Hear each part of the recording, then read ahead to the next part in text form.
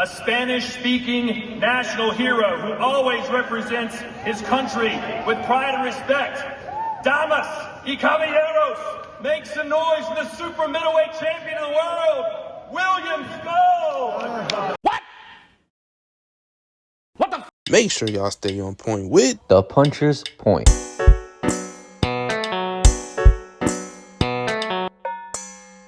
What is good, y'all? Look, another fight announcement. So here's the thing, okay? I love that these big fights are being made and everything like that. But can these fights not be made within days of each other? Now, I should clarify, I should correct myself that Canelo versus William Scull is not a big fight. But regardless, William Scull, Canelo Alvarez, May 3rd, Riyadh, Saudi Arabia. This is going to be Canelo's first fight under Riyadh season. And it's weird because at one point, Canelo wasn't for the business of Riyadh season. Now, like I said, he hopped on the bandwagon. So, William Scull, 23-0 and 9 knockouts. Obviously, we know about Canelo Alvarez, 62-2. And recently, I mean, his last 4 or 5 fights, he hasn't gotten a knockout. He's won by decisive decisions. He's gotten knockdowns in those fights, just not knockouts. So the way I look at it is I think it's due for Canelo Alvarez to get a knockout. This is going to be for the undisputed super middleweight championship. Now, it shouldn't be for that because the mandatories of the IBF wanted to take away Canelo's belt and give it to William Scull, who hasn't even fought one world champion yet. So, William Scull is now a world champion. He can call himself a world champion for the rest of his life. However, unless you beat Canelo, you're not a world champion. That title was given to you. And in my opinion, they need to do something about these mandatories. But regardless, the press conference just happened. I know I'm a little bit late with this announcement. I do want to say it was announced by the Ring magazine.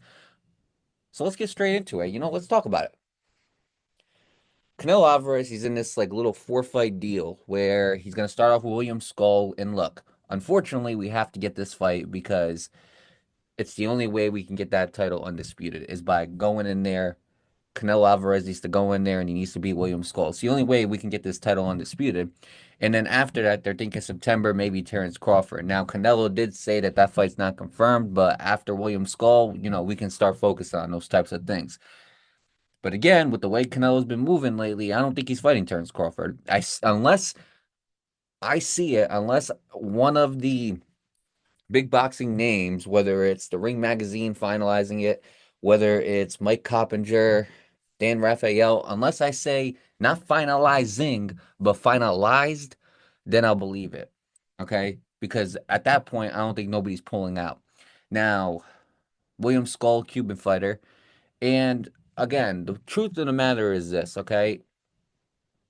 Canelo Alvarez, he's got the 3 belts, but the IBF belt obviously belongs to William Scull. And he said in the press conference, he said, that's still my belt. I just gave it to him. And honestly, he ain't wrong.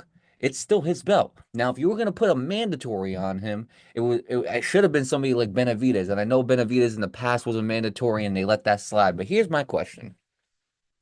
You let Benavidez slide, but when William Scull somehow turns into the mandatory, all of a sudden it's this big thing where we have to stick to the mandatories and be sticklers about it. And I don't understand why. Now, a lot of y'all in the comments are going to say the reason for that is because they want to protect Canelo. And in my opinion, I don't know if that's necessarily true. You see, a part of it could be true because Benavidez was looking very, very dominant in super middleweight. But then when he went to light heavyweight, the power wasn't translating. I've said that many, many times. So that would be the argument, I feel like, or the best argument for a lot of people who agree that Canelo Alvarez is ducking Benavidez or they're trying to protect Canelo from Benavidez. That would be a good argument. But the other counter argument I have to that is I don't think that's the reason why. And the reason why I don't agree with that is because, in my wholehearted opinion, I don't think that's proven unless we see Canelo step up to light heavyweight. Now, if Canelo steps up to light heavyweight and they can get and all of a sudden it's not a problem making that fight, then all along I'm gonna say that Canelo was ducking because as of right now, this is where Benavidez looks his weakest. He looks his weakest at light heavyweight. The power's not translating. He had a fight with Vosdick where it wasn't really a dominating fight. He had a fight with David Morrell where he got knocked down. As of right now, this is the most vulnerable that David Benavidez has looked. However, he's still undefeated. And in my opinion, I believe that if Canelo were to go up to light heavyweight and all of a sudden the first fight is him versus Benavidez, then all along I think that this has been a duck. However, the reason why I can say it's not when he's at super middleweight is because, well, let me rephrase that. It is a duck, okay? In my opinion, I've said it many, many times. I think Canelo at that point was just avoiding Benavidez. He didn't want to give him the time of day. But what I will say is the reason why I don't believe that they were trying to protect Canelo is because I think the second that they heard about Terence Crawford, they automatically jumped on that. Because originally Canelo had no interest in fighting Terence Crawford. Now all of a sudden the Benavidez talks start becoming a little bit more real. Now all of a sudden we got to put Terence Crawford in there. And in my opinion, I don't want to see that fight. I don't want to see Terence Crawford go up against Canelo Alvarez. I don't want to see it.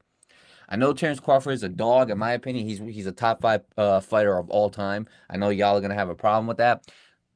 But I'm not trying to see Terence Crawford versus Canelo Alvarez. I'm not trying to see Terence Crawford go up 20 plus pounds to go fight Canelo Alvarez. And then on top of that, when the fight comes, Canelo's not even going to be 168 pounds. He's going to be around like 185. Now, a lot of y'all are going to say that Terence Crawford walks around at 185. However, the difference between walk around weight and fight weight, two different things. Terence Crawford will not be 185 pounds in that fight weight. So that's just the honest truth about it. Now, again, y'all can disagree with me in the comments. Okay, I know y'all are gonna say Benavidez was kept knocking on Canelo's door and Canelo wasn't answering. If you want to say Canelo ducked, I'm not gonna disagree with you. However, I do believe that the reason why the mandatories weren't taken as seriously with Benavidez is because Terence Crawford was knocking at the door. Now all of a sudden they want to create an undisputed fight with Canelo Alvarez and Terence Crawford. But the problem is, before all of that was being speculated, before Canelo started saying, I'm going to agree to that, or that would be a fight he would like to make, you gave the belt to William Scull. Good job, IBF. Now William Scull has a belt that he didn't even earn. And I feel bad for William Scull because who knows how good he is. Again, I don't know, in my opinion. He hasn't fought anybody worth noting. So he's undefeated, 23-0. Not too many knockouts, but at the same time, the question is, can William Scull go in there and fight Canelo Alvarez? And he said, I'm not new to this. Well, newsflash, William Scull, yes, you are. If you go look at your resume, there is not a single guy. You could put your whole entire resume together in one night, and Canelo Alvarez, I'm guaranteeing, will defeat every single person on that list back to back. The guys that you fought are not challenges for Canelo Alvarez whatsoever. Then there were the big rumors about him versus Jake Paul. And I wanted to touch up on that a little bit.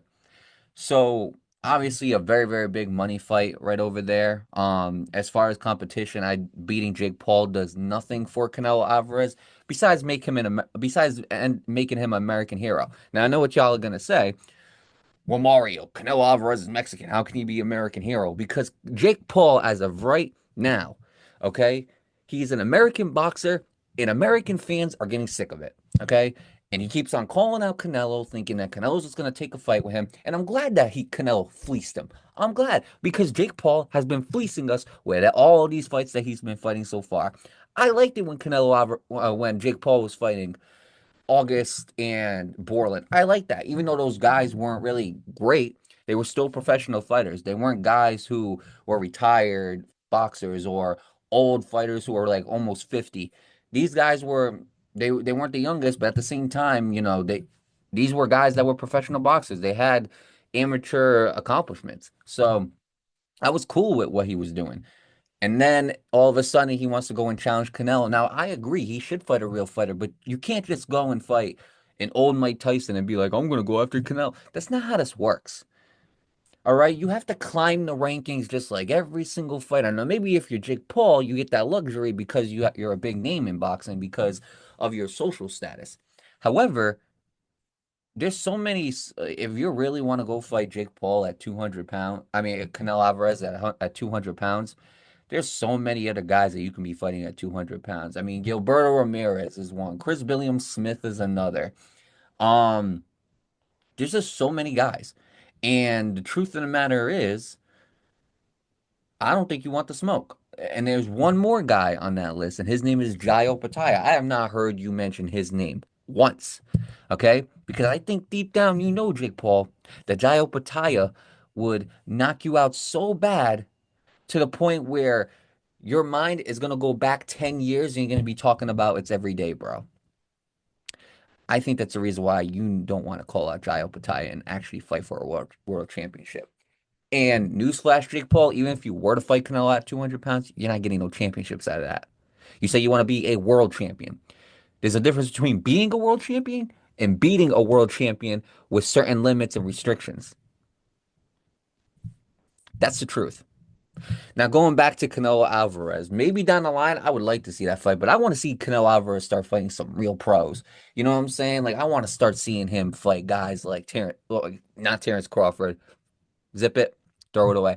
I want to see him fight guys like David Benavidez, guys like Shiraz, guys like Christian Mabili. I would like to see him start fighting some real fighters. You know what I'm saying? Some guys that could actually give him a challenge. Some guys that are in his weight class. That's what I want to see. Now, obviously, the big fight was Benavidez, but Benavidez moved up to 175. Maybe we get that rematch with Bivol. I would like that. Maybe he decides to go to 175, test his luck with Better Biev. If Better Biev somehow wins those belts back, I would like to see those fights. But none of that. Regardless, we're going back to William Scull. It's a tune-up fight, But again, we saw what happened with Tank Davis versus Lamont Roach, where nobody gave Lamont Roach a shot, and Lamont Roach ended up almost pulling off the biggest upset in boxing in the last maybe 20 years. But there's a difference between Lamont Roach and William Scull. If you go back and you look at Lamont Roach's resume, he beat guys like Hector Garcia, who used to be a world champion. He beat guys like Herrig, who used to be a world champion. He was an 130-pound champion who earned his belt, who fought somebody to win that belt. It wasn't William Scull, who was just a mandatory, and they were like, well, Canelo doesn't want to fight you, so have the belt. That's what I call a paper champion. And it's no diss to William Scull. Okay, William Scull, he has no say in that. I'm sure he would have liked to actually fight and win that belt like any other boxer would have, but he had no say in that. You were a mandatory. Canelo didn't want to fight you. Your belt's right there on the table. Congratulations. They gave it to you. That's called paper championship right there. But now William Scull gets to fight Canelo, and he gets to prove that he is that guy. You have an opportunity here. Riyadh season, you're going to go and you're going to fight Canelo on May 3rd, Cinco de Mayo weekend, and if you could pull off that upset, that would be even bigger than what happened with Tank Davis and Lamont Roach. That would be even bigger. So, for me, that's something that, would be absolutely crazy in the sport of boxing, but I don't think it's going to happen here. And that's all because William Scull is not ready for somebody like Canelo Alvarez. Gervonta Tate Davis is a good fighter. Canelo Alvarez is an experienced fighter. Okay? That is the face of boxing. It's not just beating Gervonta Davis, who is one of the most popular fighters. And here's the thing. Here's what I need you guys to understand. Gervonta Davis is very well known when it comes to culture and everything like that. He's like our modern day Mike Tyson. Culture-wise, he made a huge impact as a boxer. But let me tell you something. Never, and I mean never, ever underestimate how big Canelo is in Mexico. I've talked to many people who are not boxing fans whatsoever. You'd be lucky if they named 3 fighters. But I even asked, and a lot of these people, they were Spanish, Mexican descent, they had a Mexican heritage. So I asked them, I was like, do you know who Canelo Alvarez is? Lit up. Absolutely, we know who Canelo Alvarez is. So the next question I had was, is he really as big in Mexico as everybody says he is? He goes, they treat him like a king. Canelo in Mexico, in my opinion, is what Lionel Messi is in Argentina. Now, all the soccer fans are going to go and they're going to absolutely blow a gasket at what I just said. But Canelo Alvarez's status in Mexico is gigantic. And his status in America is gigantic. And in North America, it's gigantic. And the Spanish culture is dynamic and it's gigantic. That is why Canelo Alvarez is the face of boxing. He spans across multiple countries. Gervonta Davis only spans across this one. Naoya Inoue, very popular in Japan. In the United States, he makes waves, but I'm telling you, there's not many places that you could take Naoya Inoue and people will know who he is. I can't ask a random person on the street, do you know Naoya Inoue? They're gonna say no. I can't ask a random person in the country of Mexico, do you know Gervonta Davis? Maybe some might. Maybe some might. I'm not gonna say they're not. But at the same time, when we're talking about the face of boxing, Canelo Alvarez spans across countries. And in my opinion, if somebody like William Scull can beat Canelo Alvarez and you see it, all of a sudden you beat the face of boxing. How are you gonna handle that?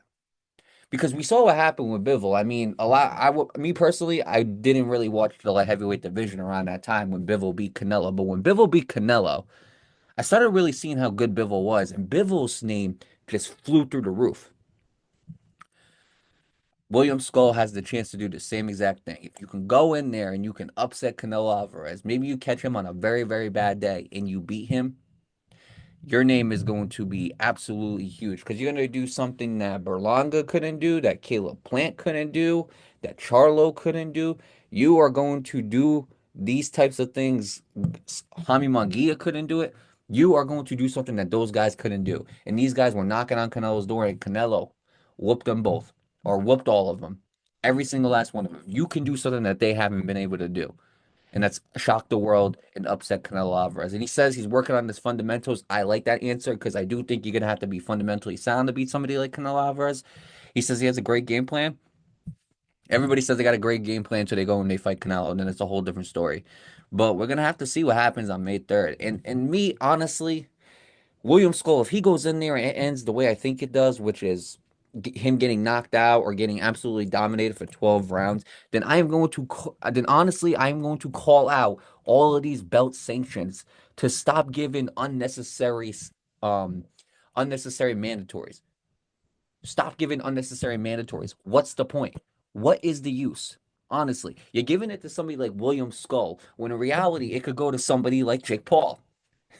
I got y'all there. I'm just playing with you. I'm just playing with you. Okay, just a little jokey joke right there. See, I was going a little serious. I had to crack a little joke, so I wouldn't get all riled up on this podcast.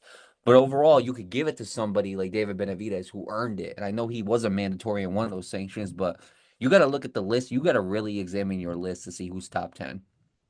You really have to examine that list. Christian Mobility has been doing a great job. Put him up there. I think he has a chance to earn it. Somebody like Xander Zayas, I would like to see that fight. Maybe he's too young, maybe he's not ready, but we don't know. I would like to see those types of fights.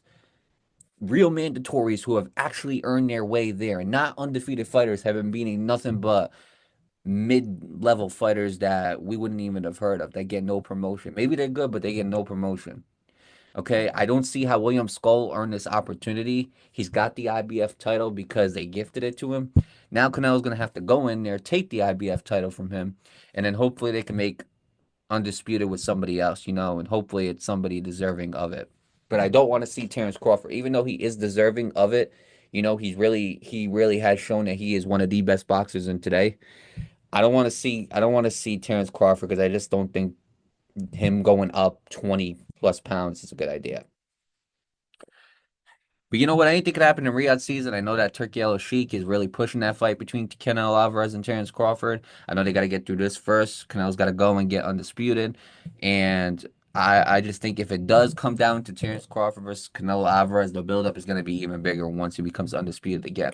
And honestly, in the comments, I need y'all to answer a question. If Canelo Alvarez goes in there and he beats William Scull, do we put him in the two-time undisputed category with Usyk, Crawford, and Naoya Inoue? That's a very good question. And in my opinion, I'm going to be honest. I would say yes, but it's the least impressive out of all of them. It's the least impressive out of all of them because, I mean, let's be real. Anybody can drop a title, go fight the guy and beat him again. Like anybody could do that. But at the same time, it technically is two-time undisputed. But the difference is they won in the two different divisions. Canelo's going to win in the same one. So for me, I think there's just level to this undisputed thing. After this fight, I mean, I'm gonna be honest, the big three as of right now is still Crawford, Inoue, and Usyk. But I would technically count Canelo Alvarez as two-time undisputed. It's kind of like if you had the undisputed belts on the line and one fighter won one, the other fighter won the next fight, and then the third fight somebody else won. I mean, that's technically two times undisputed, but at the same time, I don't think it's as impressive as going to two different divisions and becoming undisputed. So by a technicality, in my opinion, you put him in that category, but in my opinion, I just don't think it translates to the rest of them.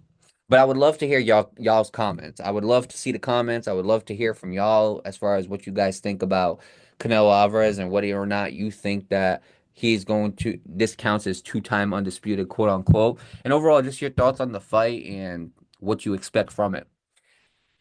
And with that being said, we got to wrap this up. You know what I'm saying? Make sure y'all continue to tune in to the Puncher's Point. The last episode that we had, it was the whole Fatal Fury card with Ryan Garcia, Devin Haney, Teofimo Lopez. Make sure y'all go check that out. Make sure y'all definitely go check that episode out. I think it was a pretty good episode, if you ask me. Definitely check out this episode. You know, if you're a big Canelo fans, make sure y'all tune into this episode. Make sure y'all tune into the content, the reels, the social medias, the podcast if you're not home and you can't watch the video. Make sure y'all just keep on tuning in. Put your earbuds in, listen to the podcast. If you're on YouTube, type in the Puncher's Point and listen to subscribe and just watch the upcoming video. And with that being said, last but not least, to sum it all up, make sure y'all stay on point with the Puncher's Point.